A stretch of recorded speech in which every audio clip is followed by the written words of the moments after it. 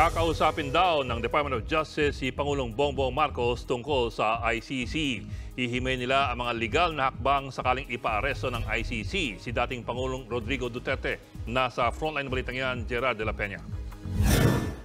Ilalatag ng Department of Justice ang bawat legal option ni Pangulong Bongbong Marcos tungkol sa mga isyung may kaugnayan sa International Criminal Court o ICC. Kabilang na riyan ang posibleng paglalabas ng ICC ng arrest warrant laban kay dating Pangulong Rodrigo Duterte. Sa kabilayan ng dati ng binitawang salita ni Pangulong Marcos na hindi may kipagtulungan ang kanyang administrasyon sa ICC.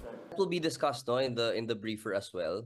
The pros and cons of each of those options, and siguro ang masasabi ko lang is there is no clear direction with regards to any of these options, except that right now the stance is that we will not coordinate and cooperate with the ICC. Patuloy na pinagdedebatihan kung may jurisdiction ng ICC sa Pilipinas dahil nangyari ang mga patayan sa drug war ng nakarang administrasyon noong panahong ICC member pa ang ating bansa. 2018 nang kumalas ang Pilipinas sa ICC kung kailan gumugulong na ang investigasyon.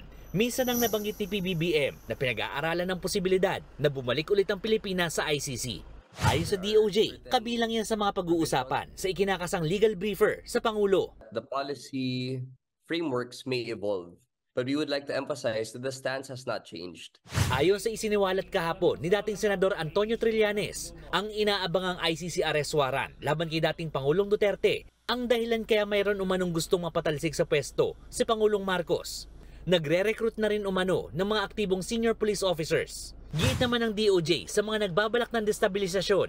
If there is enough evidence to file cases against those who have violated our criminal laws, such as sedition, inciting to sedition, even rebellion, of course, we will have to pursue. Nagbabalita mula sa Frontline, Gerard de la Peña, News 5. Mga kapatid, Ed Lingaw po, maging maalam at may pakialam sa mga napapanahong balita sa ating bansa. Para sa mas malalimang pagtalakay at paghimay sa mga issue at headlines, tumutok lamang at pag-subscribe sa social media pages ng News 5.